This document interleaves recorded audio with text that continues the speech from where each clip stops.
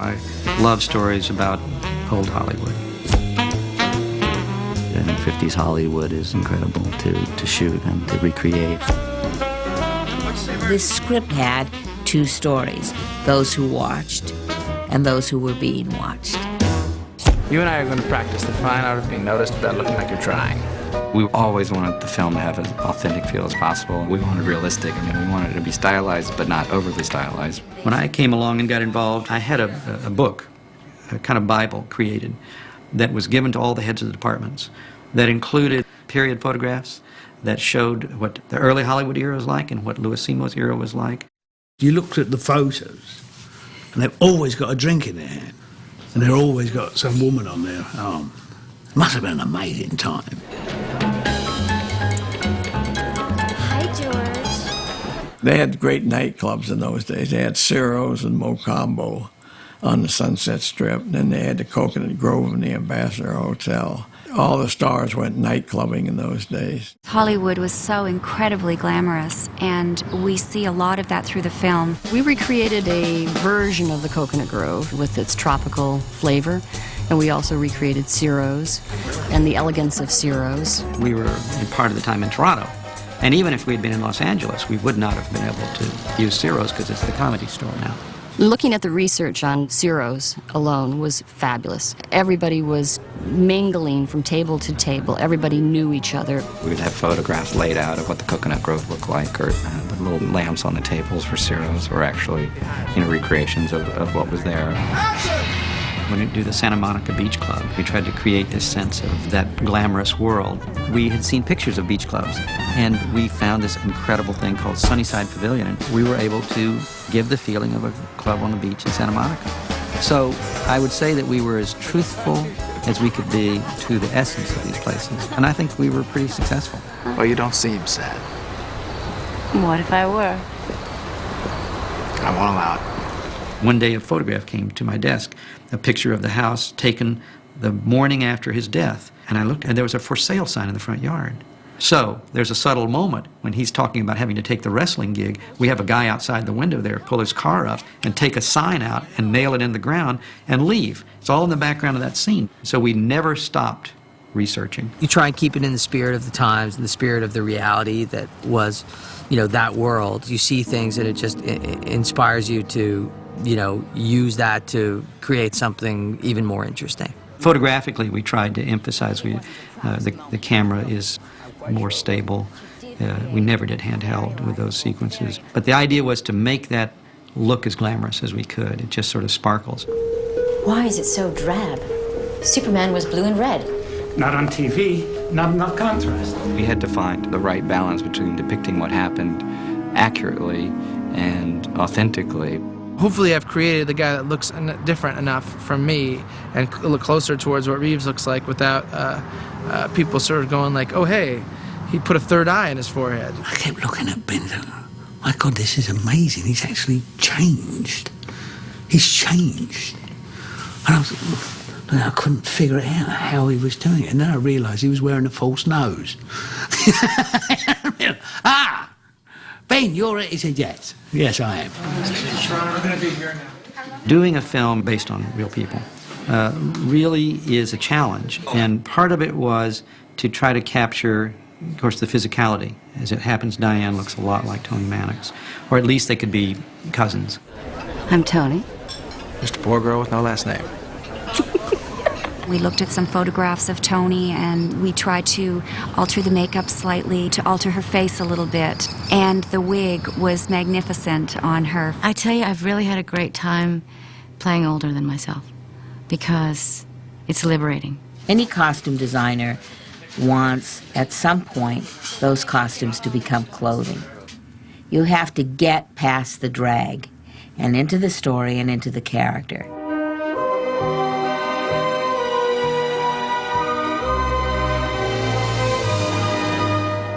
One of the scenes you meet Lenore Lemon and she's in this canary yellow dress in George's bedroom and the Simo character, and it's just like, it's shocking. But then there's a later scene when Tony gives George a gun And she's in sort of almost champagne-colored silk blouse, and he's in sort of a lighter blue shirt. And Julie wanted to show that they belong together. And it's just things like that which bring out the themes. There's this one great moment where Adrian's character and mine meet, but we don't really meet. Because the two worlds just brush up against each other. There's a real contrast between the world of George and Tony and the world of Simo. Aside from, you know, the obvious glamorous world that we all kind of assume Hollywood was, there are all these kind of darker undercurrents. Don't give me grief, okay? Somebody said you had to stay in Van Nuys. Louis Simo's world is kind of overexposed, and the camera's very active, and it's a lot of handheld, and the camera's very subjective. It always kind of rides on Simo's shoulder. We made it look really seedy. I put in the sound of junkyard dogs and a freight train and hung his big old boxer shorts there. Why?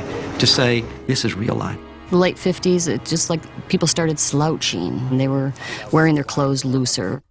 Yes? I didn't want to show the stars, you know, rubbing elbows all the time. I mean, it's interesting, briefly, at Ciro's, you know, to see those people. But what's also interesting is to see real life in Hollywood. It's not all the glamour. In fact, mostly it's not. We're not gilding the lily or anything. It's just trying to make it look as good as it should. Just servicing the movie properly. It was a different life, and I can understand why if you come from Cleveland and you look off at the distance, it seems like there's this amazing world that you'd like to belong to. To me, this movie is about giving him a fair shake and telling his story. We tried to be as true to the facts as possible. If you mess with the facts too much, you don't want to lose credibility. But on this picture, everyone's got something that they can look at and say, you know, I can use that as a basis for reality. There's just not all the room in the world to tell all the information that exists. I think people are like drawn to stories that are true. The script is certainly responsible to tell the truth as much as it can. The guy used to play Superman, and he shot himself. What? Someone thinks he didn't. There was no interest ever in making a biopic, you know, just a movie about George Reeves. I think he becomes a more interesting character in direct relation to this man's interest in him, Louis Simo's.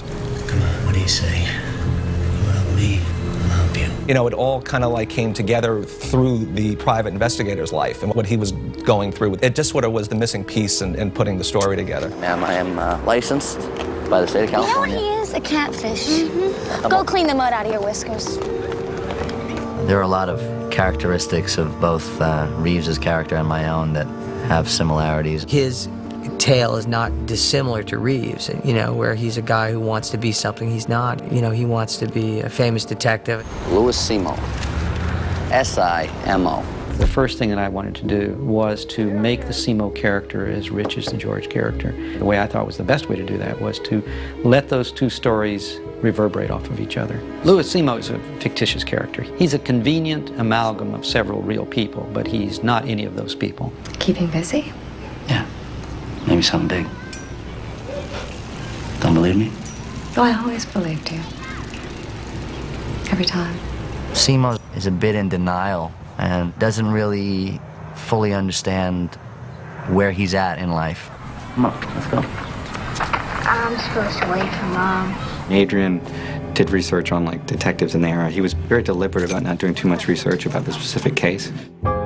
Through the story, I kind of see the sadness within George and his own struggle, and there are a lot of parallels. In a sense, he helps George because he takes his side. He actually tries to find out what happened. Thank you. Just made it. Beg your pardon? Into the picture. Was someone taking a picture? I hadn't noticed. Almost every scene that involves George is true. We were very careful to make sure that there was a real authenticity to George's story. I probably did more research for this movie than I've ever done. I mean, more than many, many other movies combined. Ben Affleck just got obsessed with George Reeves. I mean, he watched every episode. He watched all of his films. I'll get to wear the blue and red. Kind of created an audio database, and I put all these little selected audio clips of his voice on there. Let's just try one more. Yeah. He'd be on the set just listening to George, you know, in voice continuously because he just wanted to get the cadence. Well, what do you think? The most I ever got from a girlfriend was a tie. Just how Tony does things, I guess. You know what's interesting about this story is George was a kept man by a woman. I mean, Tony paid for everything. It just wasn't that way back then, you know. They fell in love, and it was perfectly okay with Eddie Mannix. George was in Gone with the Wind, Eddie. That picture made money. Certainly, they were aware of each other's affairs, and they reached a mature conclusion to want the other one to be happy. I'll always take care of my boy. The three of them were devout Catholic, and there was never to be a divorce. It was very clear. They talked about it. You can sleep with my wife, but if you make her cry, you're dead. You know? Well, something has to kill you, don't it? Well, I guess so. Eddie Mannix was the enforcer. They brought him out to MGM to deal with the unions and to be the guy, you know, who's the bad guy. This was a man who could be dangerous if he chose to be. Is this a man capable of murder?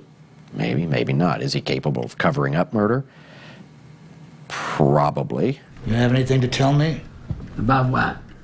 Anything I need to have a story ready for. With Edgar Mannix, there's nobody really knows him, you know what I mean? He's not a figure that you would recognise, like Winston Churchill or Mussolini. Them, you sort of know. So I was pretty free. Tony is older than George, and she's beautiful when they meet, and then 10 years later, as she's getting a little older and a little more matronly, you know, George leaves her for Lenore. I got a big heart. I'll bet you've got a big one, too. Very nice of you to say, Miss Leonore Lemon. One of the things we tried to capture with her is, on the one side, that wildness, that sense that George is striving for youth. I mean, he actually said, she makes me feel young. Superman wants to get laid. I think she really feels like she was sold a bill of goods. She meets this guy, he's a huge celebrity. She thinks they're gonna have a certain life together, and then she gets back and realizes that it's all sort of a shell. He doesn't have any of his own money, and he's kind of old. Why don't you just join the goddamn circus? Leonore, she's like the cheap version of Tony. Sexy, New York, tough girl, just without the class. And I think Robin captures that. What the? I'm the fucking man in this room. You're a fool. Do something, right? You has been. You Give it to me. Settle. God damn it. The film is about how looking into someone else's life can force one to look into one's own life. If you look at George's life, choices he made, whether or not it was suicide, when he decided to leave one woman for another, these choices weren't the best choices, and some of us, he just wasn't really taking stock of what was good in his life. The journey that Adrian Brody's character takes is really the journey that the film makes. It brings you in through the Hollywood mystery, and then it holds you with the character drama. Simo can only control his actions, and he did the right thing, and he wants to do right now by his ex-wife and his son, and that's what he's going to do by the end of the movie, which is a complete 180 from when we first meet him. He really, through George, and through the death of George Reeves, has a sort of epiphany where he realizes, oh, that's where this pursuit can lead. That's the dead end of thinking that your life is only important if you're a star. And a star as you define it, even, because after all, George was a star to 30 million kids. It's just that not to himself. It wasn't an old city in the 40s and even 50s, and there were a lot fewer people here. The city was less polluted, and it wasn't as crowded, and the valley had farms. It's real easy to look back on that period with nostalgia and a kind of longing. From 1950 to 1960, so much changed in the world, and really, in Hollywood, the old studio system was going to be gone forever. In the early 1950s, of course, the studio system was still in effect. It had been in effect for many, many years. Hollywood was run by and completely involved in primarily one industry, and that was making movies. A studio like MGM would probably make one movie a week. They had people under contract, not only the players, but the directors and the writers and the staff, and then there were full-time employees who went there every day. It was almost a village, in a sense then, a small, intimate kind of place where a lot of pride was taken in maintaining the image. A star and actor was a commodity, and the studios were driven in what they did for those actors simply because they were an investment.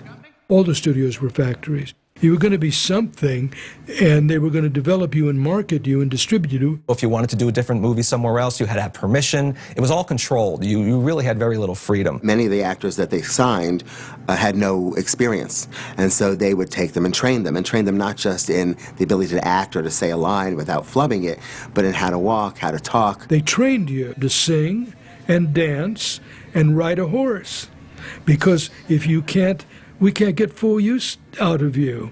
What is it that you can act? People spoke differently then. You know, there was this, it wasn't really an English accent, but it wasn't really an American accent. It was a slightly formal, affected accent, and the real Toni Mannix had that. She was from a showgirl from New Jersey. Toni Mannix was abroad with a lot of class, or as she would say, class. Diane affects a slight, very subtle Eastern Seaboard accent because it was Hollywood's way to try to neutralize everybody and turn these people into Hollywood stars. You couldn't have some girl going, "How y'all doing?" You know, I mean, it just wouldn't work. Eddie's got a mistress, Japanese girl, very sweet. An apartment in Brentwood, a cabin up in Big Bear. Diane did that accent, and we were worried because it can seem like bad acting, you know, whereas in fact it's just a sort of proper way of speaking. I think she pulls it off beautifully. It's Harry Cohen's picture. Eddie's at MGM. Well, whatever happened to Honor Among Thieves? It was a complete kingdom, a system in which everything was under the control, the powerful control of the studio bosses. They would tell stars, you know, you don't marry that person. You know, they would really try to control everything. $1 million investment. You think I'm gonna let you fuck with that? You think you're gonna be a star? The control wasn't just over, you know, the image that's presented to the public. It was like of the police. They could cover up. You know, an actor got in a car accident, ran over an old lady, covered up. Eddie Mannix, that's what he did. They were the fixers. They fixed problems. When it comes to publicity, what's true or false really doesn't matter.